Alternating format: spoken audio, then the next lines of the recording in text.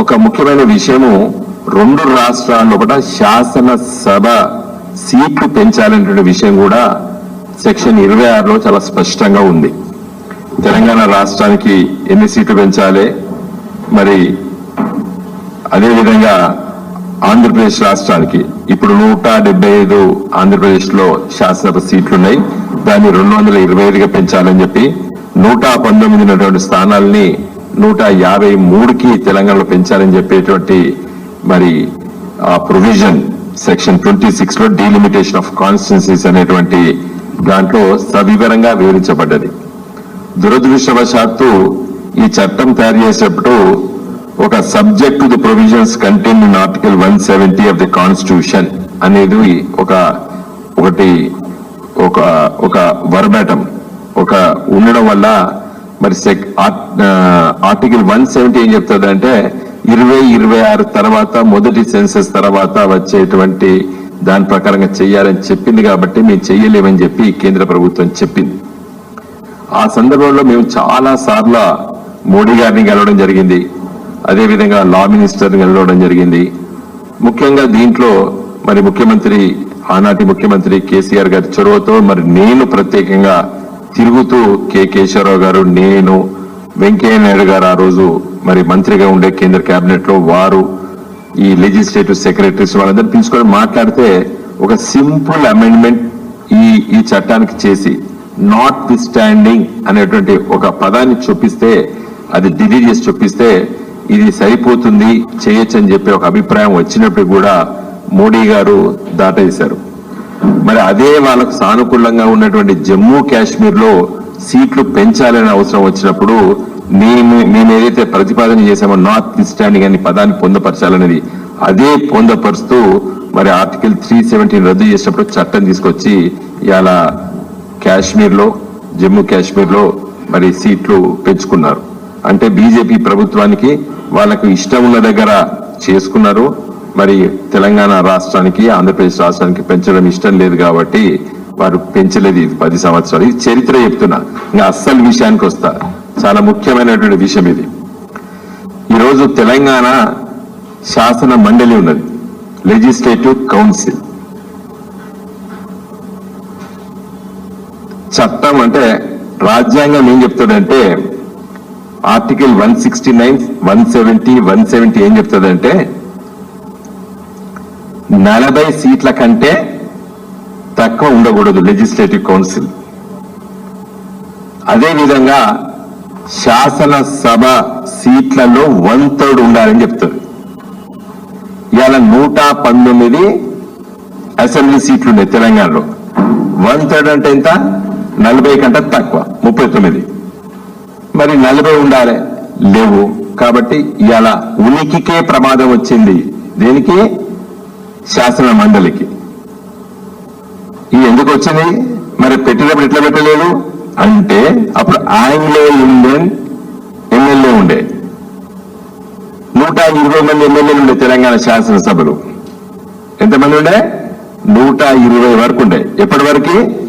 మొన్న డిసెంబర్ 3 ఫలితాలు వచ్చే వరకు తెలంగాణ శాసనసభలో ఎన్నిక కాబడ్డటువంటి ఎమ్మెల్యేలు 119, ఒకరు నామినేటెడ్ ఆంగ్లో ఇండియన్.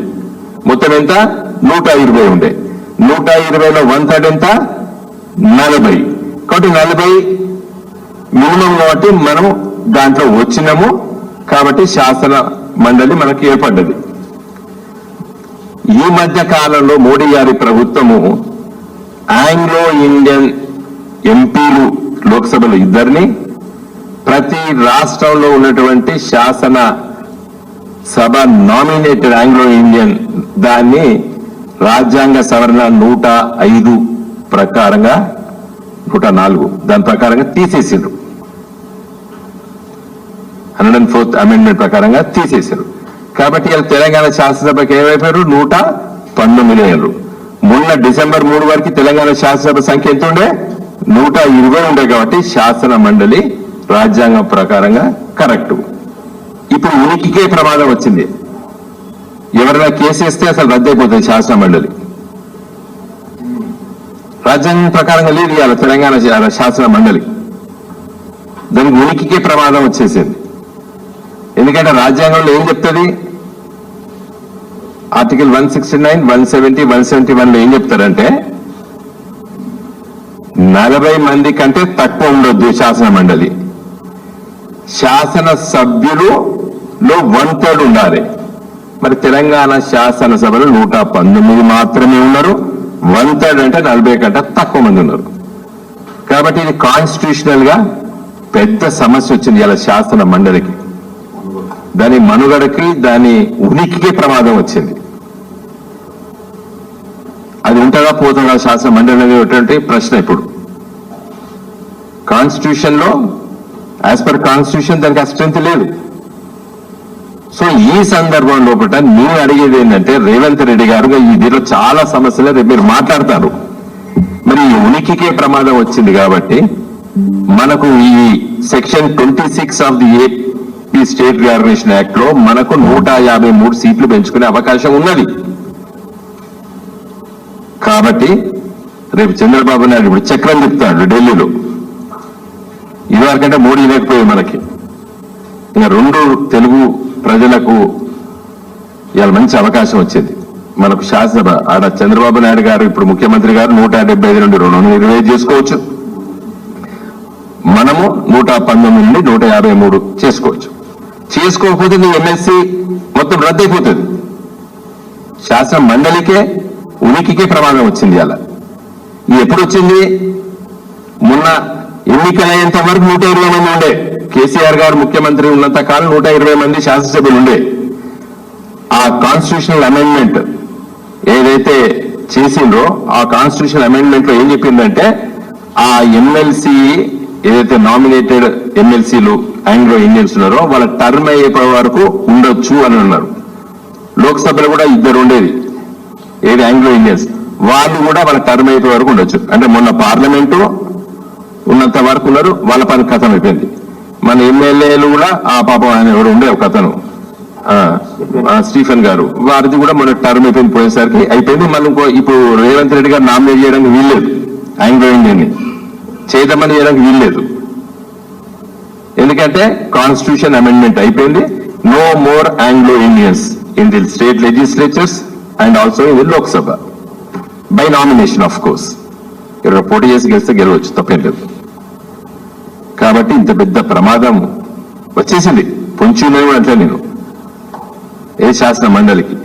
కాబట్టి రేపు రేవంత్ రెడ్డి గారు మరి చంద్రబాబు నాయుడు గారు చక్రం తిప్పే చంద్రబాబు నాయుడు గారు మరి మీరు ఇద్దరు మాట్లాడండి. సరే మిగతా అన్ని పంచాయతీలు ఉన్నాయి, భూముల పంచాయతీ నాకు బాగా తెలుసు. ఎందుకంటే నేను ఎంపీగా ఉన్న సందర్భంలో కేసీఆర్ గారు ఆదేశిస్తే పలు సందర్భాల్లో ప్రతి డిపార్ట్మెంట్ చుట్టూ తిరిగినా అది అంత తొందర దిగేది కాదు. కొన్ని ఇంకా కాంప్రమైజ్ కావాలి, వదులుకుంటే తొందర దిగుతుంది పంచాయతీ. మరి అట్లా వదులుకోవద్దు. మనం తెలంగాణ రాష్ట్రంలో మన వనరులు మన ఆస్తులు వాళ్ళు కన్నేసిండ్రు. మన హైదరాబాద్ లో ఆస్తులపై కన్నేశారు. కాబట్టి దాన్ని తీవ్రంగా మేము వ్యతిరేకించినాము. కాబట్టి ఎట్టి పరిస్థితుల్లో కాంప్రమైజ్ కావద్దు, మనం కొట్లాడాలి. మన తెలంగాణ ఆస్తుల్ని ఎట్టి పరిస్థితుల్లో పొడగొట్టవద్దు. సరే మొన్న కోమటిరెడ్డి గారు ఏదో పరిష్కారం చేస్తా అన్నారు ఢిల్లీది ఏపీ భవనం, అది కూడా 3 దిక్కుల 3 ముక్కలు ఇస్తా అన్నారు. అది కూడా మంచిది కాదు. మరి ఏం చేస్తున్నారు కోమటిరెడ్డి గారు? మేము చాలా సీరియస్ గా దాని గురించి ప్రతిపాదన చేస్తాం. అన్ని లెటర్స్ ఉన్నాయి. సీఎం కేసీఆర్ గారు ఉన్నప్పుడు వారు చాలా లెటర్లు రాసిండ్రు. వాటన్నిటితో ఒకసారి చదువుకోండి, చూడండి ఎంత పకడ్బందీగా ఎంత గట్టిగా మరి అన్ని విషయాలు కూడా చెప్పినామో చాలా స్పష్టంగా ఉంటది. కాబట్టి రేపు సమావేశం పోయినప్పుడు ఇంకా గదే అధికారులు మన రాజకీయ నాయకులు మారినాం కాబట్టి అధికారులంతా వాళ్ళే ఉన్నారు. కాబట్టి వాళ్ళందరితో మాట్లాడి కొంచెం స్పష్టంగా తెలంగాణ కాంప్రమైజ్ కావద్దని చెప్పి నేను రేవంత్ రెడ్డి గారిని కోరుతున్నాను. ఎట్ ది సేమ్ టైం ఈ section 26 of the AP state reorganisation act చాలా సింపుల్ టర్మ్స్ అమెండ్మెంట్ చేయొచ్చండి.